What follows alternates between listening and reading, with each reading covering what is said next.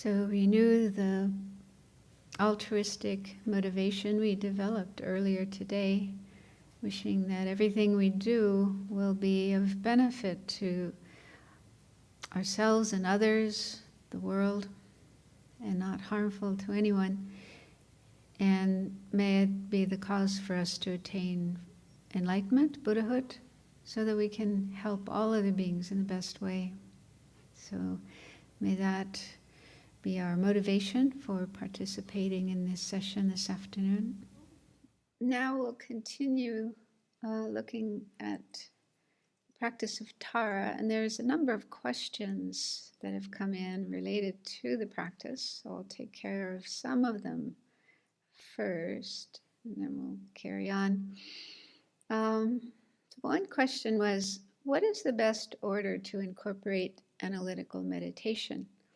I used to do it after recitations and before visualization and mantra. I thought this would help purify the mind from the obscurations previously identified in the analytical meditation.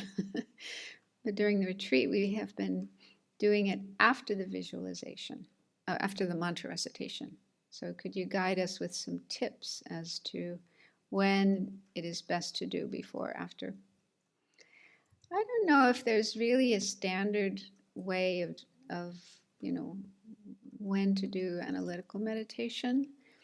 In the practice of Shakyamuni Buddha, which was the practice done during the winter retreat last winter here in Sravasti Abbey, and it's in this the Blue Prayer Book.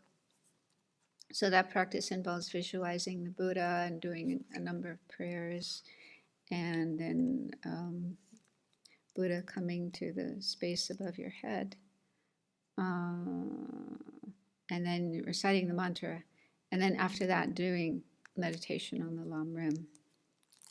And I think my understanding is the reason for doing it in that way is prior to doing meditation on the Lam Rim, it's recommended that we do practices to purify our mind of obscurations that would prevent us from gaining the understanding, the realizations of the Lam Rim, and also accumulating merit, building up our positive energy so that we will have success in the meditation and be able to get some change in our mind.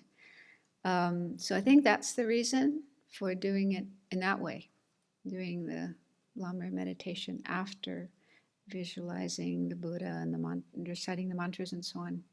But this person has pointed out another reason for doing it the other way around, that after doing Lam Rim meditation, you could recognize things in yourself that you want to purify, and so reciting the mantra and imagining purifying those sounds like a good idea too. So maybe you could do both. You can do some mantra before and afterwards. Yeah. And also in my experience with practices like Tara and Shanrezig and so forth, the usual term is sadhana. The practice is called a sadhana. It's a practice involving a tantric deity. There usually isn't a place where you do meditation on Lam Rim. It's not usually part of the sadhana, but it could be inserted. And I know my teacher and other teachers probably do advise that you do insert a Lam Rim meditation at a certain part, but normally it's not part of the practice. So it seems to me that maybe you have some freedom there to insert it when and where and how you wish, whatever you find most helpful. So you could try different ways and see what works best, what's most helpful for you. Another question, how do we know Tara is a real being and not simply a Buddhist personification of wisdom of emptiness? Does it even matter if we picture her as real versus personified? So again, I think it's, whatever you find most helpful for your mind and your practice, your development. And I've heard a number of times the Dalai Lama talking about how he finds it really helpful to think of the Buddha, Shakyamuni Buddha, as having been once an ordinary person, an ordinary being, and struggling with all the kind of problems that we have, but then, generating this strong determination to be free of suffering and confusion and reach enlightenment and so on. And so going through that whole process of working for enlightenment and then achieving it. And I was really happy when I heard him say that, because I felt that way too. I felt, yeah, that's really inspiring when you think of a Buddha or anybody, going through that process of from an ordinary being to an enlightened being. It gives you a sense, oh, I can do it too. They did it, I can do it too.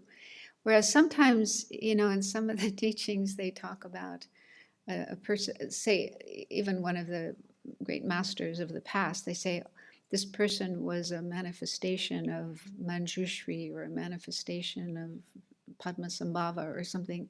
And it's almost like, well, okay, so right from the beginning, right from their birth, they were an extraordinary being and didn't necessarily have to go through this hard work to get where they're at. So yeah, I agree with His Holiness. That's how I feel as well, that it's helpful to think of the process that the person went through, the hard work, the struggles to reach enlightenment. So yeah, so that's a reason for thinking about Tara as a real being, that she was once a person like us with her problems and her struggles, and then she worked very hard, developing all these positive qualities and doing all these good deeds, and finally reached enlightenment. So but it's also up to you, whatever you find most helpful for your own spiritual practice. And also you might find at different times, on different occasions, thinking of her as a person who reached enlightenment gradually, or thinking of her as a personification of wisdom. At different times you might find thinking about those more helpful. So it's not contradictory, she can be both. She can be many things. So then another question was asking if I could talk about the existence of deities. I guess that's a little bit similar. Do they conventionally exist? How is their existence explained through stories like the story, was it yesterday? I read it from this book about these monks going to Potala Island, and Tara was there teaching some beings, but all they saw was an old woman looking after cows. Anyway, so I think we can use those three criteria that we learned about this morning. Those are the criteria for something existing conventionally. So Tara, or let's say Tara as an example of a deity, she's known in the world. So she fits that first criteria of being known. Not everybody knows about her, but at least there are quite a few who know of her. And then can her existence be invalidated or discredited by any conventional valid cognizer? I mean, this is actually hard to know, hard to be sure of, yeah, but it's something to think about. Is it possible that somebody could have a valid conventional cognizer? That means a mind that understands conventional truths and is a valid mind, a correct mind. Is it possible that anybody could have such a mind that proves her non-existence? That's able to prove she doesn't exist. There's no such thing as Tara.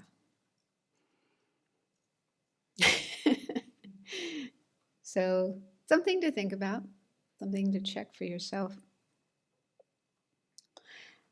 I mean, of course, there could be people who say, oh, she doesn't exist. She's just a fantasy. She's just something invented by Indians or Tibetans or Buddhists, but she doesn't really exist. But is that a valid cognizer? I mean, what reason does the person have for saying that? Are they able to prove her non-existence? Or is it just some personal preference, some whatever, just an idea that they have in their mind? Okay. So, so just because somebody denies the existence of someone like Tara doesn't necessarily prove that she does not exist, that she is non-existent. Okay. It's actually difficult to know if a certain mind is a valid cognizer or not. So again, I mentioned this morning, there's a whole study in a whole topic in Tibetan Buddhism about the mind and what is a valid cognizer, but it does have certain qualities, certain characteristics.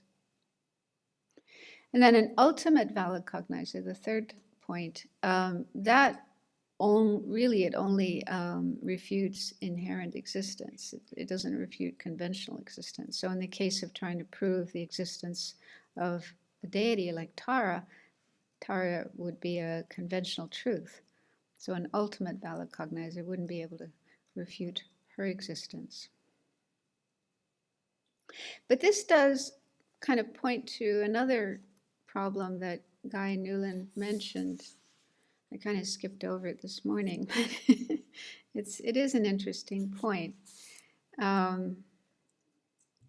With regard to the first requirement, the first criterion of being well known to the world, i.e. to conventional consciousnesses.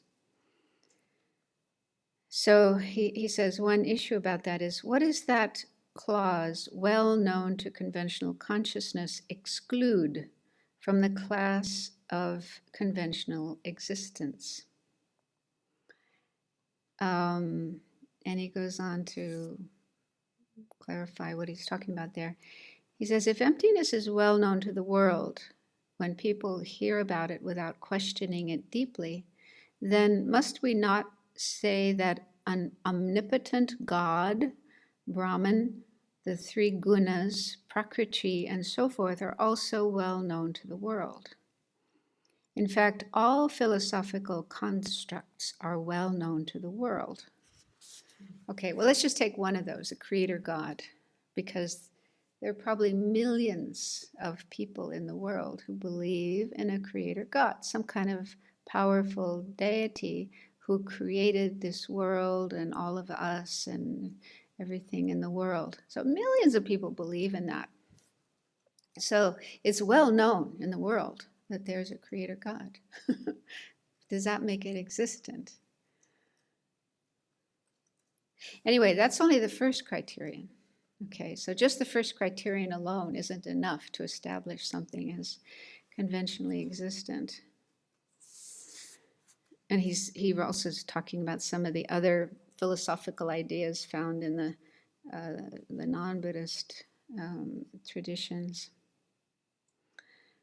Okay, so he says, if the phrase well known to the world does not exclude from conventional existence even the philosophical constructs of non-Buddhist systems, then why does Tsongkhapa state it at all? Is it not logically unnecessary in the light of the two clauses that follow it? So I think what he's saying is maybe all we really need is the second and the third criterion to prove if something conventionally exists or not. Because something could be well known in the world, but if it's knocked out by a conventional valid cognizer or an ultimate valid cognizer, then it doesn't exist. So why do we even need that first criterion? So he's posing that question.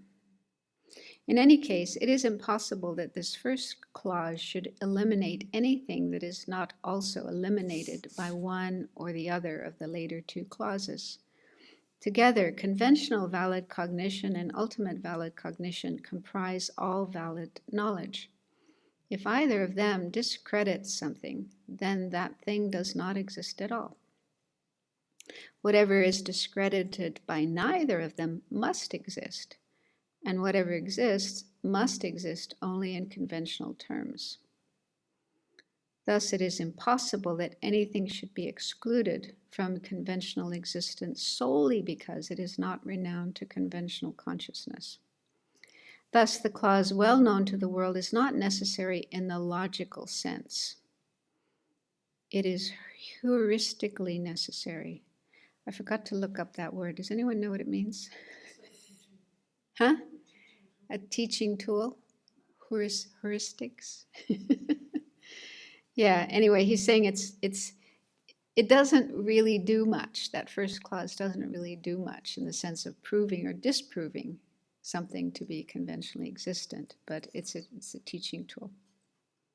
Anyway, I don't know if that's helpful for you, but it's an interesting point. And just with regard to the idea of a creator God, which, as I mentioned, there's millions of people who believe in that. So that's very well known in the world.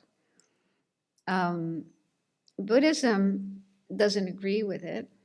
Buddhism says it's, a creator God. Although Buddhism does accept the existence of gods, lots and lots and lots of gods, divine beings, including Brahma, which some Hindus say is the creator of the world. But Buddhism doesn't accept that any of those gods created the world. No one person, no one being created this whole world and everything in it. So Buddhism does reject that kind of idea, that kind of view. And they have reasons. They don't just say, oh, it's not true, it doesn't exist. But as we were looking at last year when we were studying the Pramanavartika, Dharmakirti in that text presents logical reasons to disprove a creator God, mainly that it's contradictory to say that a permanent, because those who assert a creator God say that this creator God is permanent. This actually comes later in chapter 9. I don't know if we'll have time to get to it, but they say there's this permanent creator God. And Buddhism says that is impossible because something that is permanent meaning it itself is not produced, doesn't arise from causes and conditions, and it doesn't change moment by moment. So something that has that kind of nature of being permanent cannot produce anything, cannot create anything, because the very act of producing or creating or giving rise to results requires change. Some movement has to happen. Something that's unchanging, unmoving, frozen, fixed, cannot possibly bring forth any results, any creation. So that's the basic idea, the Buddhist refutation. So according to Buddhism, somebody who goes through this process of, thinking about this and understanding it and even realizing it, oh, something permanent cannot produce results, cannot produce a world and sentient beings and so on. They can have a valid cognizer, conventional valid cognizer that disproves, that refutes the idea of a creator God. Anyway, that's a bit of a long answer to that, that question. So Buddhism does have proof, or at least reasons to disprove a creator God. But when it comes to the existence of deities such as Tara and Chenrezig and Manjushri and so forth, it's just a question you have to ask yourself. Is it possible to disprove their existence? Can somebody have a valid cognizer that proves without any doubt that they do not exist? So that's kind of the Buddhist way of dealing with things. To know if something exists or not, we have to check. If it is known by a valid cognizer, then it exists. If it can be disproved by a valid cognizer, it doesn't exist. It's kind of complicated, but anyway, that's the Buddhist approach. And then a similar question came, for those who claim to see Nagas. So Nagas, some listeners might not be familiar. These are a kind of being that are said to be half human and half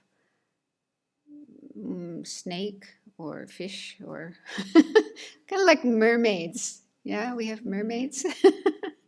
Or there's, what's the male version of a mermaid? A merman? Doesn't sound so cool. Okay, anyway, so there are stories in the West and all over the world about these kind of creatures who are kind of half fish or half snake and half human. So Nagas are like that. And so if there are people who claim that they can see Nagas, how can we assert there is a valid cognizer? I don't think we can. I mean, it's very difficult for us to know the mind of another person. I mean, it's possible there could be somebody who says they see things, but they're actually mentally, something not quite working properly in their mind, hallucinating things that aren't there. But then, there are all these stories in the Buddhist teachings, the Buddhist texts, about these other kinds of beings. Lots of them with, different names. And there are people who see these things. And just because we can't see them, does that prove they don't exist? That's what we tend to think. Yeah, I don't see it. A person might say, I see a Naga over here. Well, I don't see a Naga, but just because I don't see it doesn't prove it doesn't exist. Because there are people who have the ability to see things, to see these kind of creatures that other people, ordinary people, cannot see. Anyway, I used to be very skeptical about this kind of thing, when I came across these different kind of creatures mentioned in the texts. I felt, yeah. But then I went to Singapore.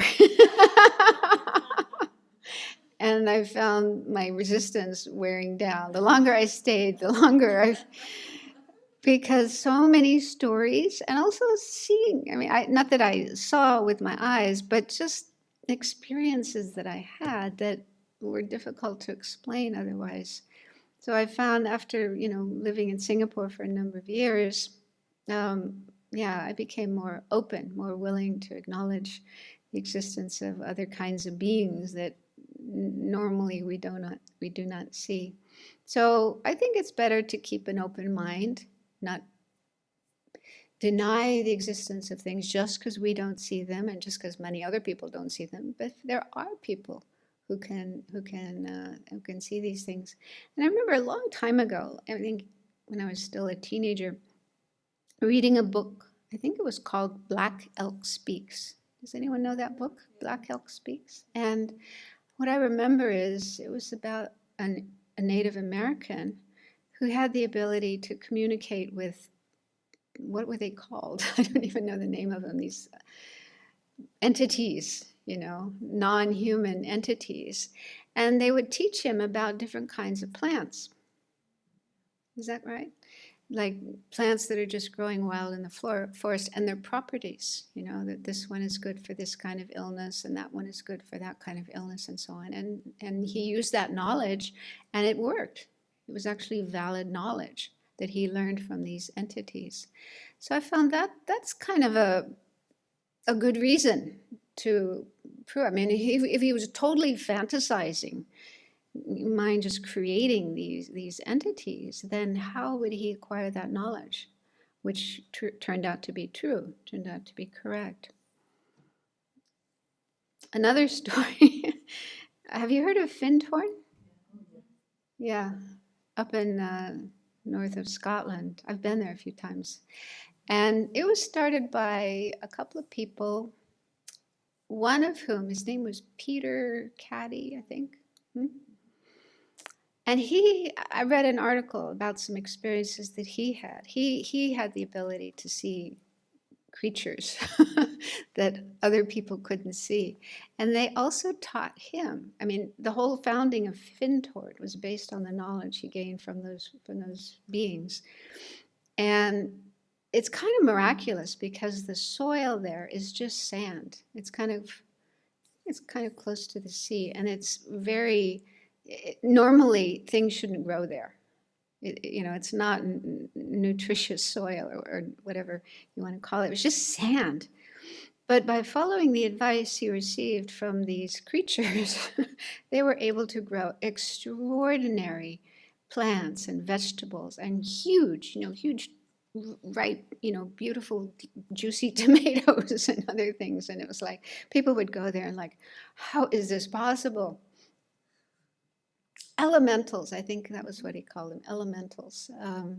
Some kind of creature that are connected. Like, I guess each type of plant has creatures connected with it. And they know how that kind of plant works and how it can be grown and so on. So, I mean, again, if he was just fantasizing this whole thing, then how is it possible that there would have been such results, such unusual, extraordinary results that couldn't be explained otherwise? So, yeah, I think it's good to not be too skeptical. I mean, of course, there could be some people who are just fantasizing and, hallucinating. But if there are results, good results, valid results coming from what people are seeing and experiencing, then that's kind of, maybe there's something to it. But it is a difficult question. I would say that if there's somebody who thinks that they're seeing Nagas or other kinds of creatures and they're not sure, you're not sure if they're really seeing something true or not, you might try to check with a lama. A lama who has greater knowledge and wisdom and experiences and might be able to tell you if your experiences are valid and correct or not.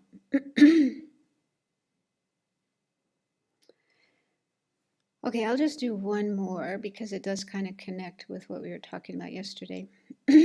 So this person says, as we ended yesterday, I received news of people partying without masks on the beach, and of course, immediately gave rise to great anger, as I am in healthcare.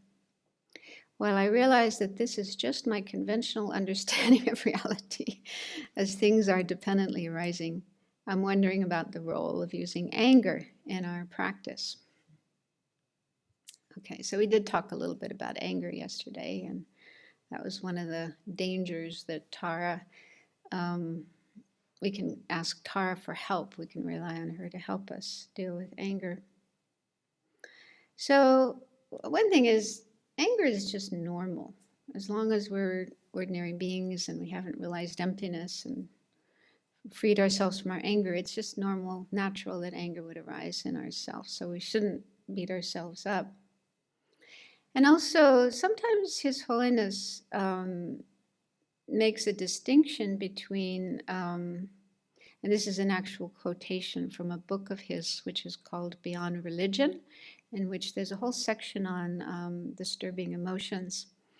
And he says we should distinguish emotional states like anger that are destructive in themselves and those that only become destructive when their intensity is disproportionate to the situation in which they arise, or if they arise in situations that do not call for them. So in other words, sometimes anger is destructive if it arises disproportionate to the situation, like you get extremely angry over something that's very, very small, very minor, and doesn't deserve such anger. Or if you get angry about something where there's no reason to get angry. So that's one kind of anger that's kind of unreasonable. But then there can also be anger that isn't unreasonable and not always destructive. So he says, for example, in some situations, strong compassion may give rise to an equally strong sense of outrage, that is, anger about injustice. Okay, so it sounds like the anger that he felt is that kind of anger, because people are acting in ways that are unwise, unskillful, and can lead to more suffering for themselves. If they're not practicing social distancing, they may get COVID, and then when they go back home to their families or meet with other friends. They may pass the COVID to others. So it's just endangering themselves and endangering others. And so, out of concern and compassionate for people, especially if you are yourself working in healthcare, you don't want to see more people getting sick and then ending up in the hospital and so on. So that kind of anger is connected with compassion, concern for people and their suffering. So His Holiness says, feeling angry can, in the short term, make our minds more focused and give us an extra burst of energy and determination. In these ways, anger can, in certain situations, make us more effective in getting things done and obtaining what we rightly seek. But when anger extends beyond this practical function, most of the energy it brings is not helpful at all. So he's saying that, there's a lot of energy to anger, and that energy can be focused into something constructive. But on the other hand, if it's just, you're just raging and it's out of control and nothing constructive is coming out of it, then that's not helpful. So I think it would be good to, in this situation where anger is coming up, to use some methods to cool down the anger. For example, just recognizing how unhelpful it is to get angry. Your mind is just agitated and there are all these thoughts bouncing around.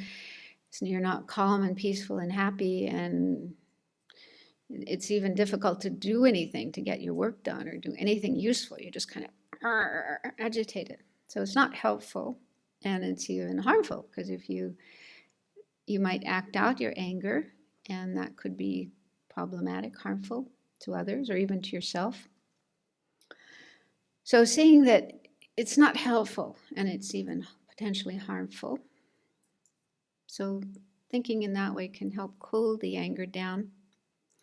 Another thing that's really helpful in this kind of situation where there's another person or a whole group of people who are acting in unwise, unskillful ways is to separate the action or the behavior from the person who's doing it. Because our tendency is to fuse the two. We see a person acting unwisely, doing something stupid or something harmful, and we get angry at the person, as if the whole person, 100% of the person, is bad, is stupid, is a jerk, or whatever, whatever names come to our mind. Yeah, so we're identifying the action, the behavior of the person and the person as if they were one thing. Whereas in fact they are not. There's a person. A person is very complex. They have many facets, many different kinds of attitudes, many different kinds of behavior, things that they do. And sometimes the person might do stupid things, but there are other times when that person behaves nicely and even does very beneficial things, good things, and they have good qualities in their mind. So it's not that they're 100% bad and stupid and hopeless and all these kind of things. So it's better to focus on the particular action or behavior of the person that we think is wrong and unwise and unskillful, and condemn that. Say that is wrong, that is bad, that action is bad, or that attitude is bad, but not the person. Don't say the person is bad. So make that kind of separation. It takes a while to do this, but after doing it for a while, it gets easier, it's faster. But that's really, really helpful to avoid anger at the person, but still acknowledging that behavior is wrong and unwise and unskillful. So that really helps to cool down anger.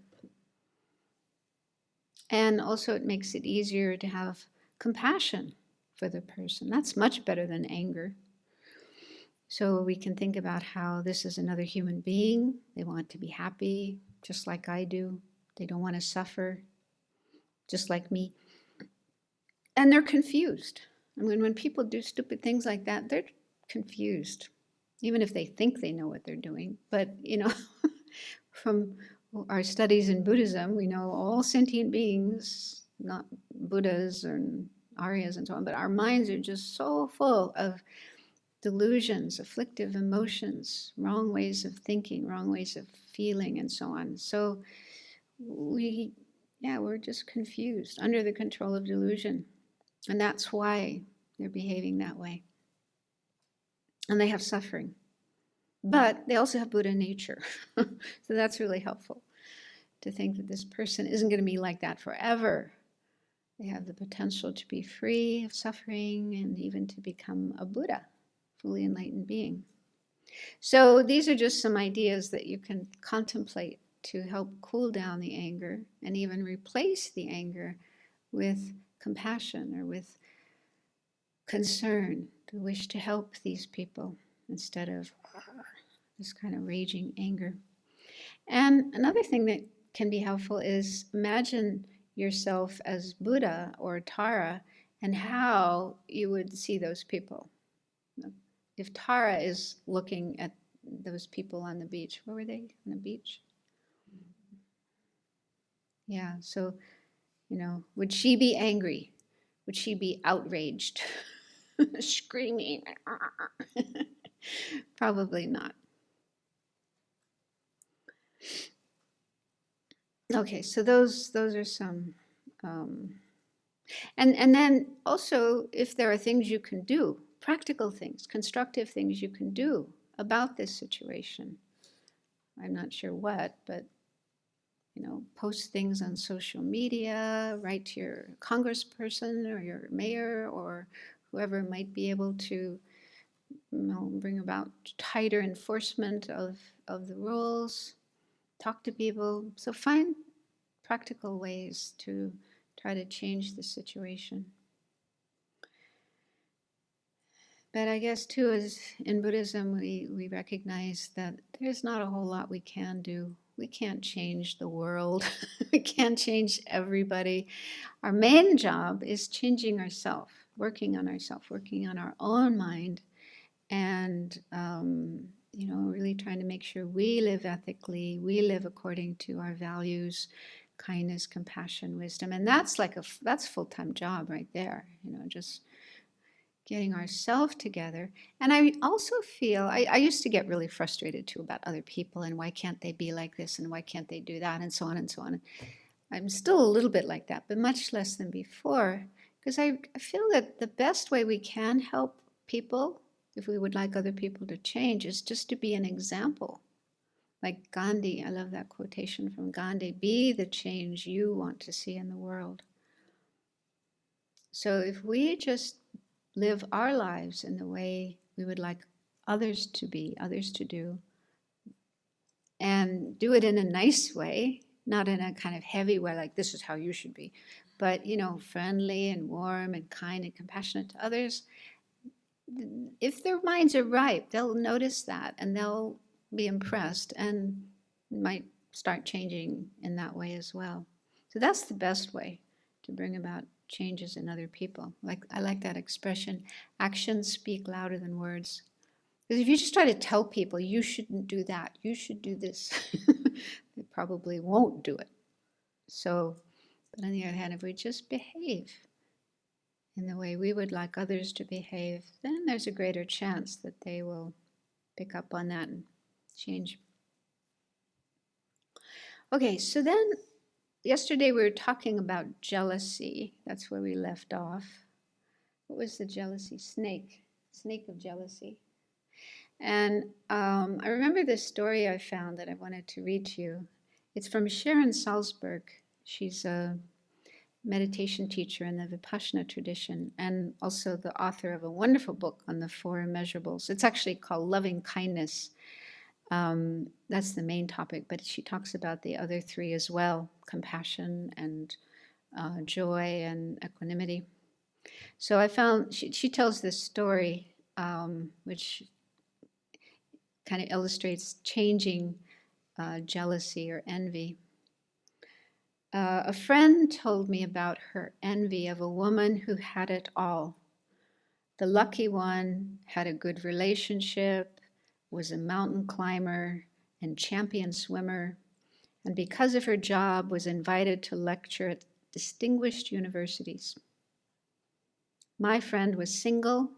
She was challenged by something as simple as a long walk. She worked without prestige or glamour, and she felt scalded by jealousy whenever she thought of this other woman. Her envy hurt so much that she decided to try a practice of compassion to reach sympathetic joy, rejoicing. She recalled the hardships in this other woman's life. Her brother was an alcoholic, her father had Alzheimer's, and she was worried about money. So she didn't have it all quite. She had problems too. Seeing the bigger picture not only enabled my friend to view the other woman in a new way, it allowed her to appreciate the joy in her own life. So that's, a really helpful thing, just to look at our own qualities and abilities and what we have in our life and appreciate them and have gratitude and contentment. As her perspective opened, she let go of old assumptions about how deprived she was.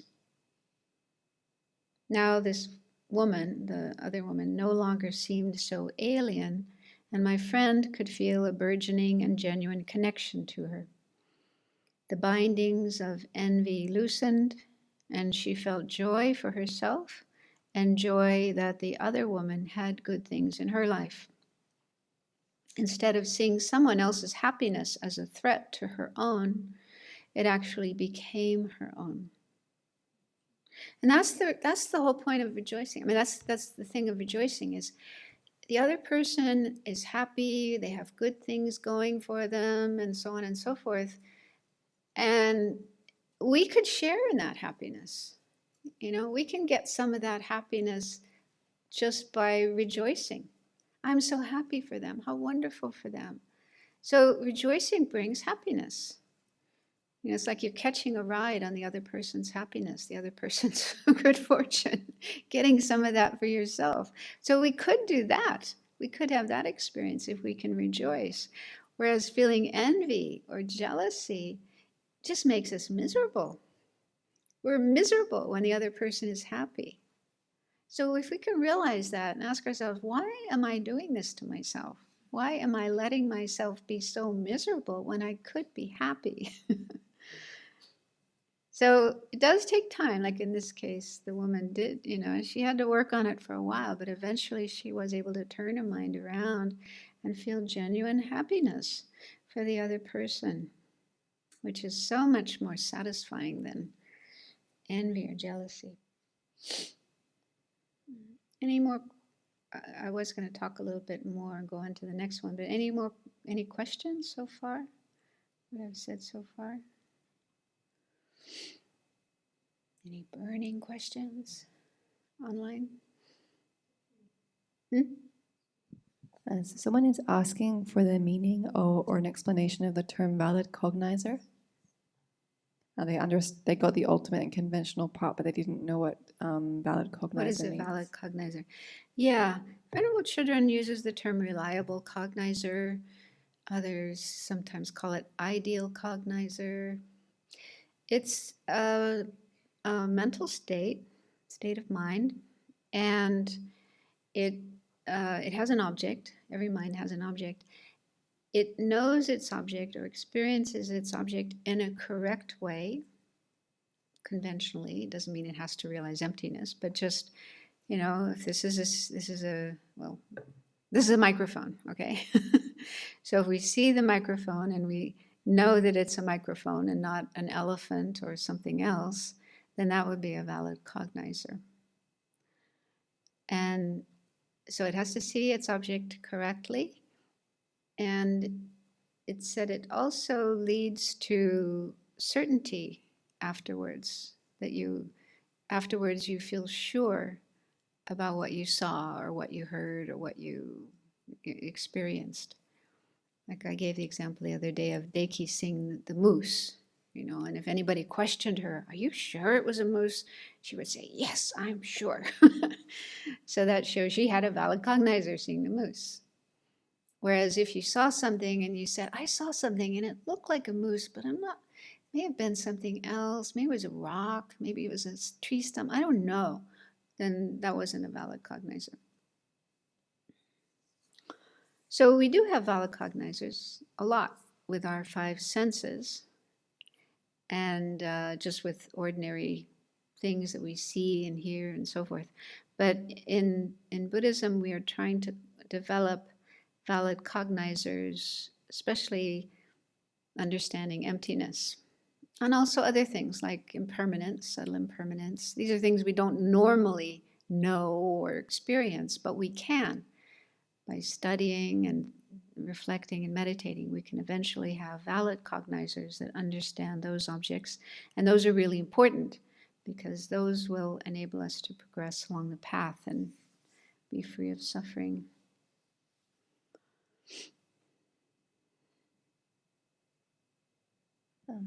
So then someone was asking whether, isn't God like Tara? So if you, in terms of can't you use the three analyses to prove that God exists? So is Tara impermanent then and produces results, and then maybe God is impermanent? Can you just say that again? Yeah. There seem to be different parts to it. Yeah. So the implication from the explanation around why a permanent creator God couldn't exist, the implication seems to be that Tara is impermanent, produced by causes and conditions. Can't then God be produced by causes and conditions, and then this three-step thing wouldn't disprove God? Well, I guess it depends on how God is asserted. The Indian philosophical traditions, like at the time of Buddha, and probably still today, I haven't really studied them, but apparently what they say about God, they have different names for God, but one is Ishvara. And so what they say is he is permanent. So they actually say that he's permanent and so on. He has these various qualities, various attributes. So from the Buddhist point of view, it's contradictory to say something is permanent but can still produce results. Now, for Christians, if we asked a Christian or a Jew or a Muslim, how do you understand God? Is God permanent or impermanent? I don't know what they would say. I'm sure they would say didn't arise from causes and conditions. I grew up Catholic, and the understanding I got of God was He's always been existing. So He wasn't created by anybody. He didn't come into existence from causes and conditions. He's just always been there. But whether He's changing or not, whether He changes moment to moment, I don't know what they would say about that.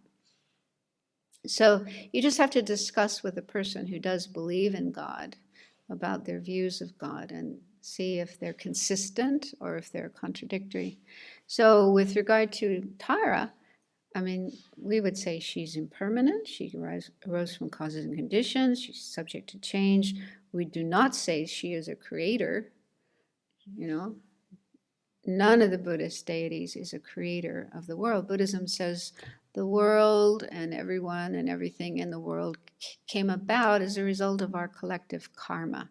It's the karma of sentient beings that is the origin of the world, rather than some single powerful divine being. There's other faults, I guess we could say, to the whole idea of a creator God as well. Like, if one being did create this whole world and everything in it, that means that being is the creator of all suffering. There's a suffering. This world is very imperfect. It's full of problems, full of pain, full of suffering. So you'd have to say that creator is the creator of suffering. I don't know what they would say about that. So anyway, if you're having a discussion with someone, then these are some of the things you could bring up. But it's not that, Buddhists should go around trying to knock other people's views, I think probably at the time of Shantideva and Chandrakirti and Nagarjuna and so on, they were engaging in these debates.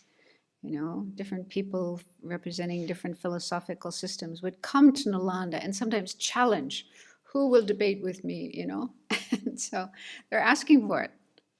But I don't think, it wouldn't be appropriate for any Buddhist teacher to just go and, you are wrong, you believe in a God and you're completely off and that wouldn't be appropriate. It's only if there's an opening, if the person is interested and open and willing to engage in a discussion, then that's how that would come about. But no, normally, like the Dalai Lama says, we should really respect all religions and the people who follow their religions because they're doing really good things. I mean, you can't expect everybody to be a Buddhist, everyone to follow the Buddhist views of things. That's just impossible. People are different, so they have different needs. They need different kind of religious views and religious practices.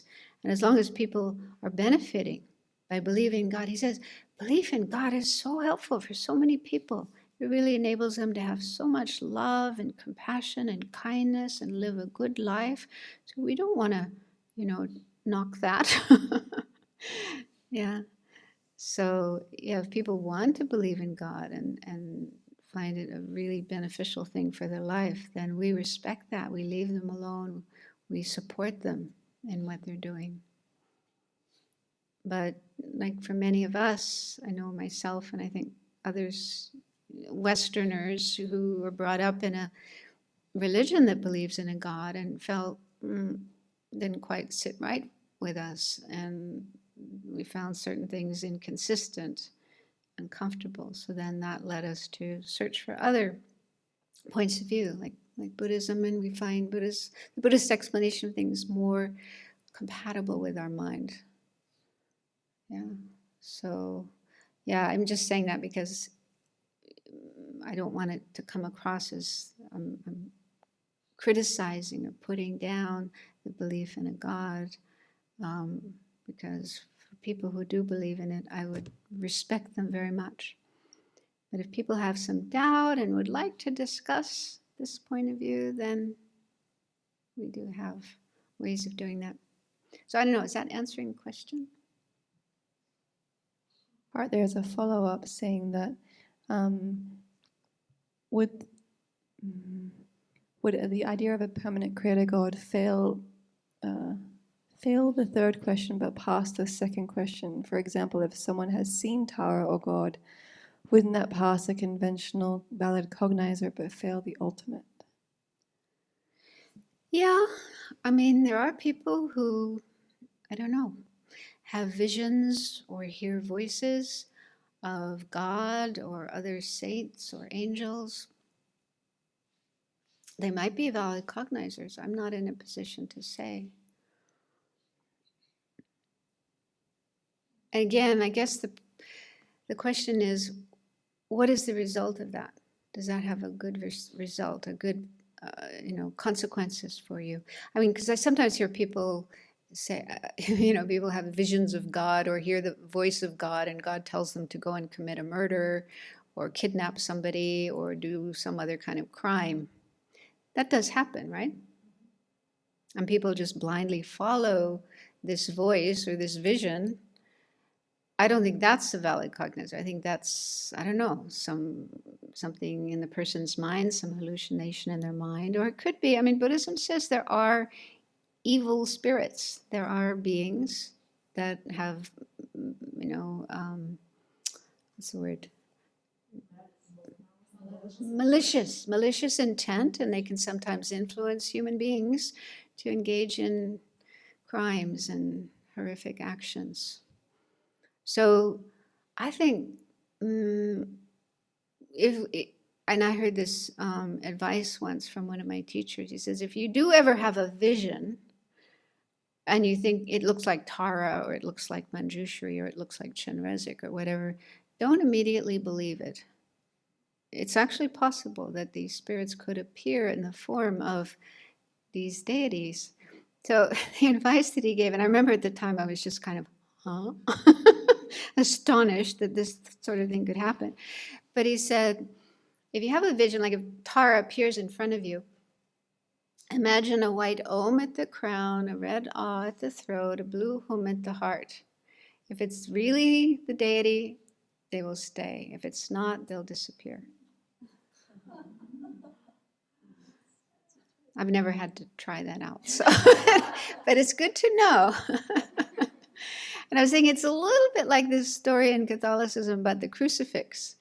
You know, when there's a, what do they call it, a spirit or the devil, yeah, devil or demon, some kind of malicious being that was bothering people or possessing people or whatever. They'll hold a crucifix, and the power of that holy symbol, that holy object, will scare this creature away. Apparently it works. So it's kind of similar to that, the three syllables, Om, Ah, and Hum, which represent the enlightened body, the enlightened speech, and the enlightened mind. So if it's a fake, if it's a malicious spirit pretending to be Tara, they'll be scared away. So yeah, there are ways to tell if a vision is genuine or not. But it is always good to be cautious and not just immediately, blindly believe in this being and whatever they tell you, whatever they ask you to do. Yeah, it might be something malicious.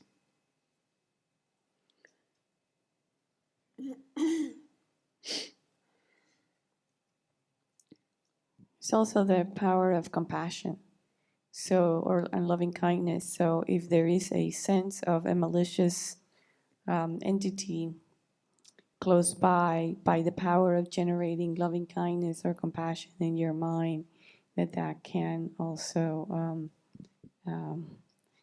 sort of counter the presence. Yeah. Yeah.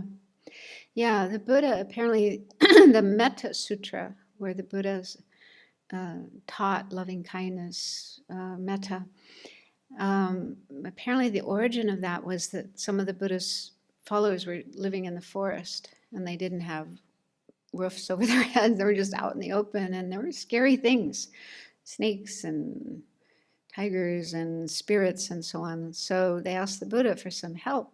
So the Buddha taught them this practice of loving kindness. And it said that if you generate loving kindness, radiate loving kindness to all beings everywhere, you won't be harmed by them. So yeah, that's another protection. And I remember once in Singapore meeting somebody, well, this guy I knew. I knew this guy, and he told me there was a friend of his, a woman who every year during the Hungry Ghost Month would be bothered by a particular spirit. And this had been going on year after year after year. And she tried everything, exorcisms and going to different, I don't know, these people who get rid of spirits. What are they called? Pomos or something like that. And nothing worked. The spirit would just keep coming back and bothering her. And so he said, did you try loving kindness? And she said, no. So the next time she had problems, she tried meditating on loving kindness for this spirit, and it went away and didn't bother her anymore. So there's lots of stories like that of the power of metta, loving kindness, compassion.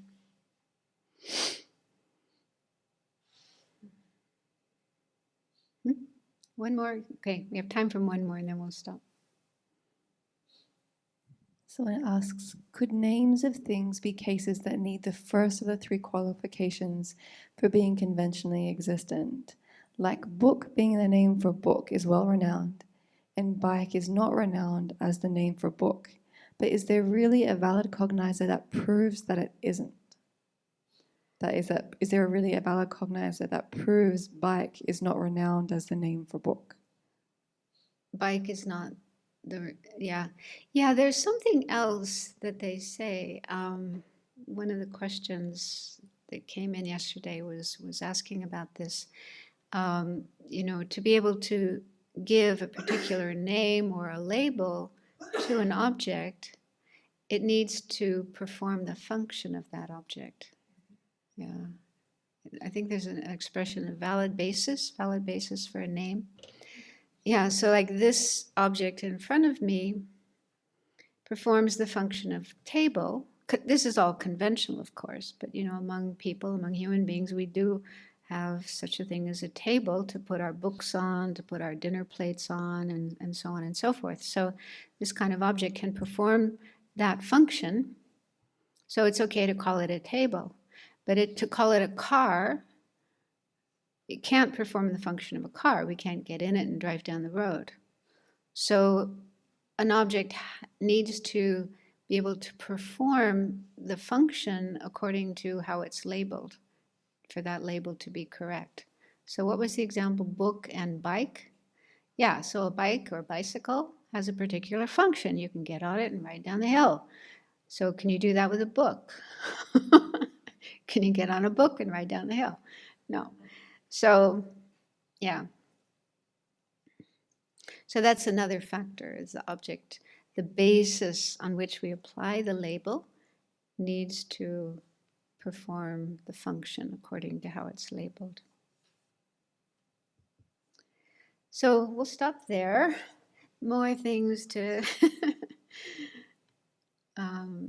yeah. So we'll continue tomorrow. Thank you.